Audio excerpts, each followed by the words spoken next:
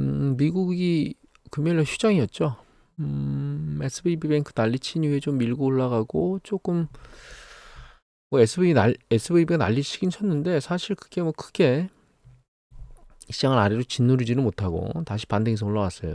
이 실적 정세 어, 실적 발표 요거 관련해 가지고 주시장 움직임을 좀 모니터링 해봐야 될 것 같고 이게 사실 방향성을 크게 어떻게 보일 거라는 생각은 안 하고 있습니다. 다만 이제 주식 강도 자체는 괜찮은 패턴으로 지금 움직이고 있거든요. 뭐 자금 흐름이라든가 장기 이동 평균선 배열이라든가 혹은 강도라든가 뭐 이런 것들이 그렇게 나쁘진 않아요.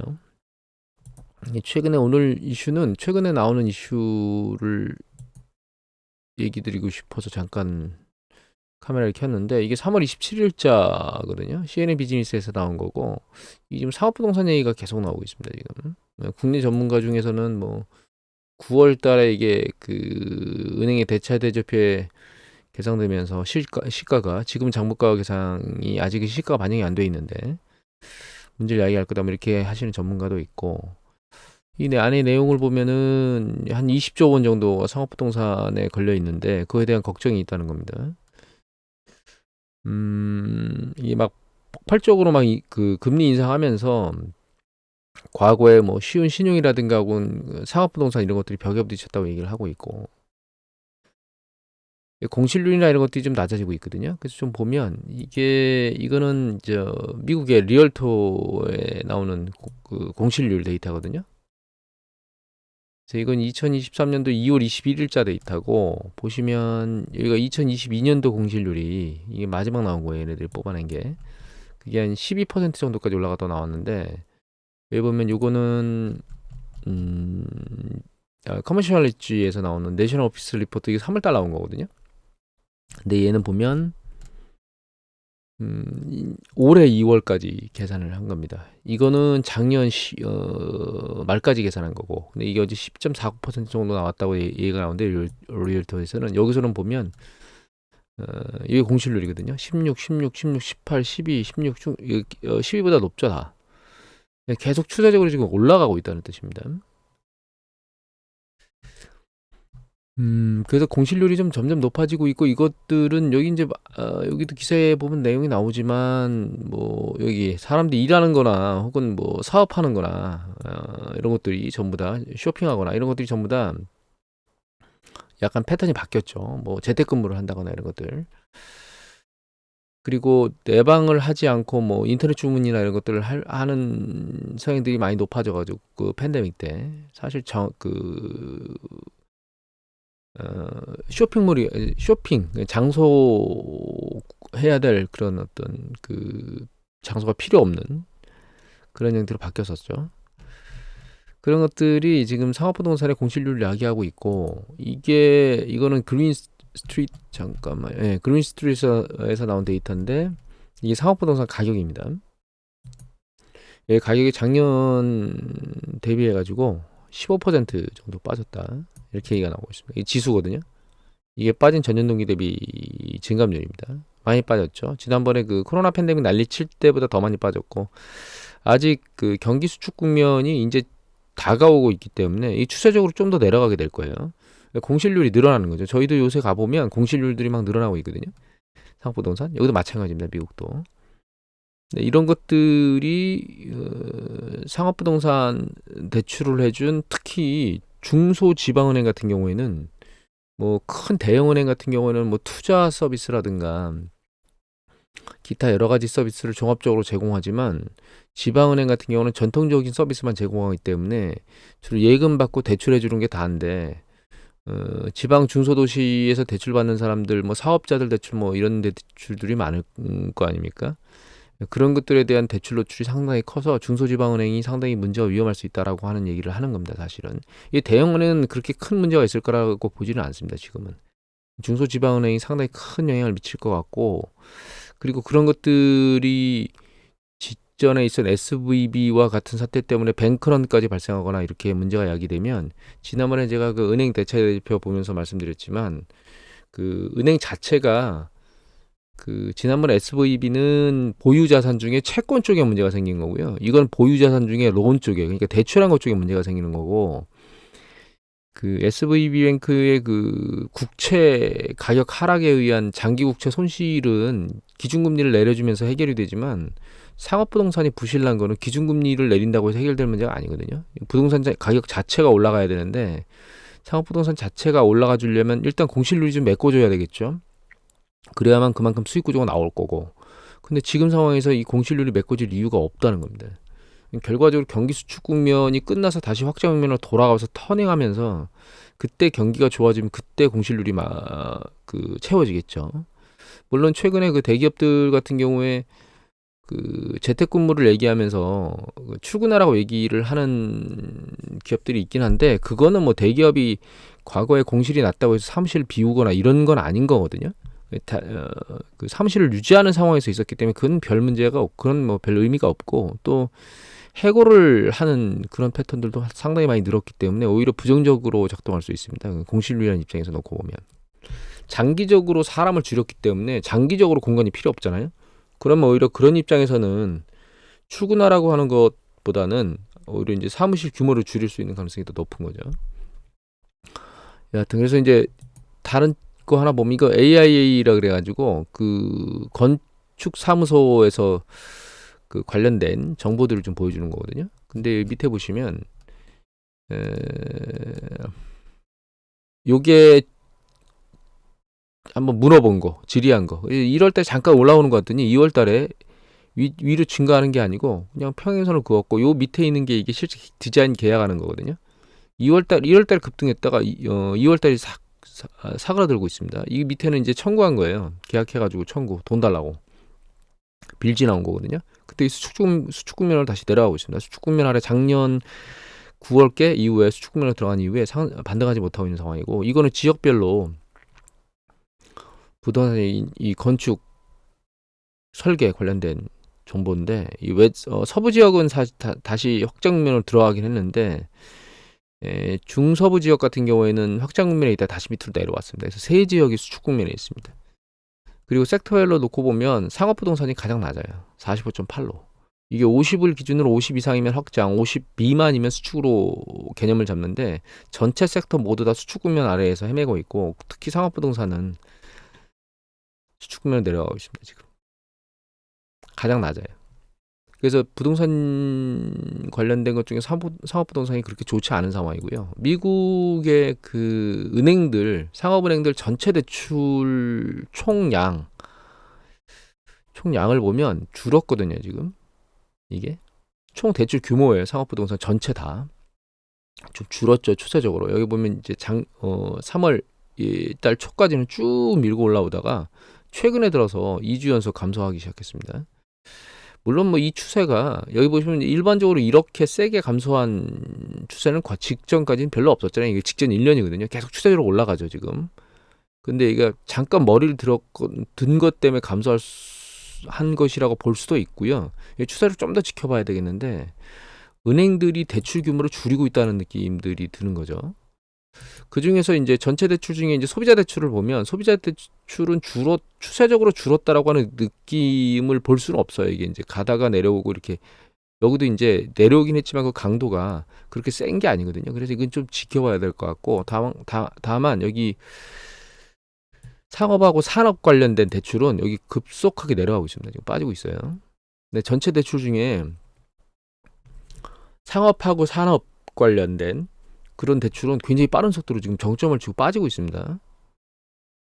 이거 지난번에 제가 그거 예전에 그거 보여드린 적이 있죠. 그 대출 기준을 계속 쥐어짜고 있잖아요. 그런데 직전 대출 기준은 그 소비자 대출 같은 경우는 약간 느슨해졌는데, 그러니까 옥죄는 기준이 강화되는 게 살짝 누그러졌는데 기업 대출은 그렇지 않았거든요. 기업 대출이 본격적으로 지금 대출 규모가 확 줄고 있습니다. 이 경기가 불안정하다고 인지가 되니까 그 상황에서 은행들이 대출을 지금 꺼리고 있다는 거죠. 그리고 이거는 부동산 대출입니다. 요거는 부동산을 제외한 대출이에요. 이거는 부동산 대출인데 이거는 뭐 가게든 기업이든 상업시설이든 관련된 부동산 대출입니다. 살짝 꺾이는 걸로 보이죠. 얘도 추세적으로는 지금 꺾인 적이 그렇게 없습니다. 이 정도까지 꺾인 적이. 근데 최근에 이제 처음으로 꺾였고요. 요거는 부동산 전체 대출 중에 좀 전에 이제 전체 부동산 대출이고요. 요거는 부동산 전체 대출 중에 주거 관련된 겁니다. 주거 관련된. 거주도 이거 느낌이 꺾인다는 느낌은 없습니다. 아직 이게 계단식으로 지금 패턴을 움직이고 있기 때문에 아직 느낌이 없고요. 이게 상업 부동산이거든요. 상업 부동산이 갑자기 작년도 하반기에 급등했다가 최근 다시 밑으로 연 2번 연속 감소했습니다. 이것도 좀 모니터를 지켜봐야 될 것 같은데 일단 전체적으로 놓고 보면 이 기업 대출 있죠. 상업이든 산업이든 기업 대출은 이게 정점을 그리고 추세적으로 하락하고 있는 모습을 보이고 있고요. 상업 부동산 대출이 추세적으로 이게 밑으로 내려가는 거 아니야? 라고 하는 물음표를 찍을 패턴을 보이고 있어요. 중요한 건 결과적으로 어떤 영역이든 간에 대출에 대한 그 패턴이 직전에 지금 코로나 팬데믹 이후에 있었던 패턴하고는 전혀 다르게 움직이고 있다는 뜻이 움직이고 있다는 겁니다. 이게 보면 추세적으로 계속 올라왔죠. 이게 직전 5년이거든요. 이때가 코로나 팬데믹 때입니다. 직전 5년을 다 볼까요? 예, 여기도 추세적으로 이제 내려왔다가 코로나 팬데믹이 계속 감소했다가 거주지가 주택시장 계속 밀고 올라오죠. 여기도 마찬가지로 추세적으로 보면 코로나 팬데믹 이후에 느슨해졌다가 다시 쭉 강도가 세졌거든요. 근데 이전에는 이렇게 쭉 꺾이는 적이 없었다는 거예요. 물론 여기서 잠깐 들렸기 때문에 이 패턴을 좀 지켜봐야 되겠지만 이 기업 대출은 확연히 눈에 보입니다. 보면 추세가 이 폭발적으로 쭉 늘어났다가 한동안 없었죠. 이때 자금 부족 현상이 있었고 이제 중앙은행에서 자금 공급하라고 막 그 동료가 있었고 그래 쭉 늘어났었는데 그다음 추세적으로 없다가 다시 늘어났었는데 최근 보면 정점을 치고 내려오고 있습니다. 지금 강도가. 그래서 일단 상업부동산도 상업부동산이지만 은행이 그 대출을 옥죄하는 패턴이 실제로 이 느낌에서 나타나고 있다. 한번 볼까요? 이게 예전에 보여드렸던 이제 미국의 대출 기준 전체 영역이 다 강화가 되고 있고 다만 여기 살짝 꺾인 게 있는데 이게 소비자 대출이거든요. 그래서 기업 대출, 대기업, 중기업, 소기업 대출, 그다음에 크레딧 카드, 오토론, 그다음에 이 크레딧 카드, 오토론 제외한 소비자 대출인데 요거만 살짝 그 기준이 살짝 강화되던 게 살짝 멈췄고 나머지들은 계속 강화 추세로 움직이고 있습니다. 그게 이제 실제로 은행에서 작동하기 시작했고 이게 작년 2분기, 3분기 넘어서부터 기업 대출이 옥죄지기 시작했거든요. 3분기, 작년도 3분기부터. 예, 여기 중앙에 있는 제로점이 옥죄는 거하고 완화되는 거하고 숫자가 동일할 때 제로 라인인데 이제 옥죄는 숫자가 더 많아졌던 때가 작년 3분기부터 그런 패턴이라고 얘기가 나왔는데 실제로 여기 보시면 작년 이제 올해 들어서 작년까지는 괜찮다가 올해 들어서 12월 멈추더니 1월 달 멈추고 지금 터닝하고 있어요. 지금 올해 들어서.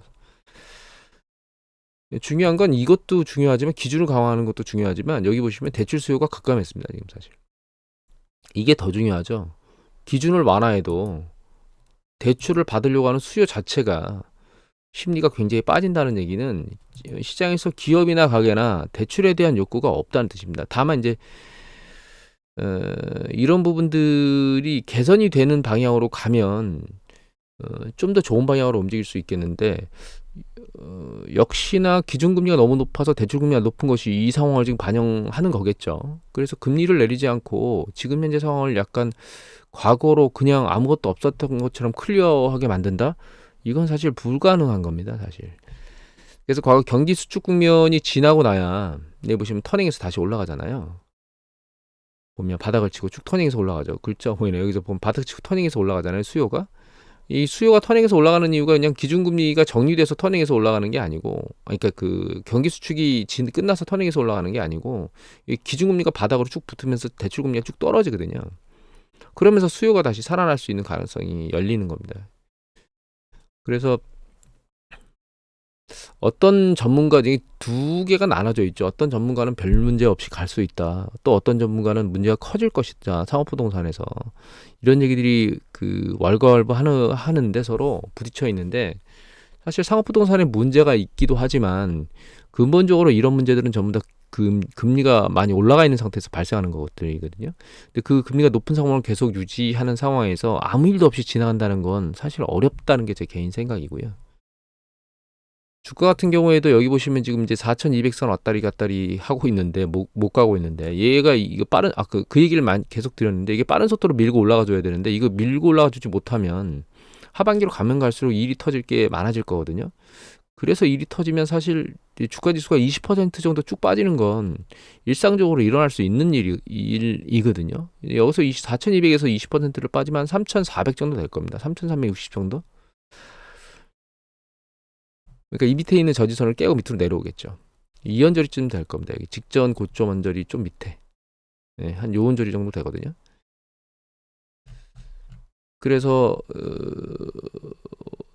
지금도 생각은 똑같습니다. 하반기로 가면 갈수록 사실 그 주식시장 올라가면 올라갈수록 포지션을 줄여야 된다는 생각을 아직도 가지고 있고요. 이제 중요한 거는 이제 이런 어떤 문제, 상업부동산의 문제나 이런 것들이 아무 일 없이 갈지, 뭔 일이 터져서 갈지를 지금은 예측할 수 없다라는 거예요. 그러니까 결과적으로는 문제가 골반 터지고 이렇게 곪고 있으면 얘가 상황이 심각해질 수 있다라고 하는 가능성을 열고 가는 게 사실 긍정적인 거죠. 그렇게 그 생각을 안 하고 갔다가 실제로 터지면 또 한 가지 생각해야 될 건 과연 이렇게 상업부동산 가격이 내려가고 이런 문제들이 야기되고 있는 것들 있잖아요. 이런 것들이 과연 골마 터지지 않은 상황에서 갈 수 있는가라는 생각을 해봐야 되겠죠. 이게 다 경기 수축이 저점을 찍고 올라가면서 이게 반등하는 거거든요. 패턴이. 근데 이렇게 반등, 상업부동산이 긍정적이려면 이게 채워져야 되는데 공실이 과연 이 공실이 경기 수축 국면을 진행하는 과정에서 이 공실이 채워질 수 있을까? 이걸 다시 거꾸로 넘어가면 지금 현재 경기 수축이나 이런 위험성을 왜 발생하는 것인가? 결과적으로는 지금 인플레이션 압력도 일정 부분 있는 상황인데 그걸 넘어서서 대출 금리가 상당히 높잖아요. 금리 자체가. 그러면 다시 뒤집어 말하면 대출 금리가 이렇게 높은 상황에서 경기 수축이 과연 쉽게 끝날 수 있을까라고 하는 부분으로 다시 돌아가야 되는 거죠. 이제 제가 이제 계속 말씀드렸는데 중국의 그 위드 코로나가 초반부에 반짝하고 글로벌 경기를 끌고 가지는 못할 거라고 말씀을 드렸었잖아요, 계속. 그 생각에는 지금 변함이 없고 최근 보도들 나오면 중국의 그 수출이나 무역이 우리나라에서 이탈해서 움직인다는 얘기들을 계속 하고 있고 또 미중 간의 무역 분쟁 때문에 사실 중국이 위드 코로나로 간다고 해서 그렇게 크게 전 세계에 파급효과가 있을 것 같지도 않습니다. 물론 뭐 그게 아니더라도 미중 무역 분쟁이 없다 하더라도 미국 중국 경제 하나만 가지고 전체 글로벌 경제를 다시 끌어올리기는 녹록치 않은 상황이라고 생각을 하고 있습니다. 여하튼 오늘 상업부동산 봤는데요. 조심해야 된다. 이게 그냥 아무 일도 없이 넘어갈 수도 있긴 한데 사실 그 가능성은 상대적으로 낮다. 이렇게 생각한다. 이렇게 말씀드리고 끝내도록 하겠습니다.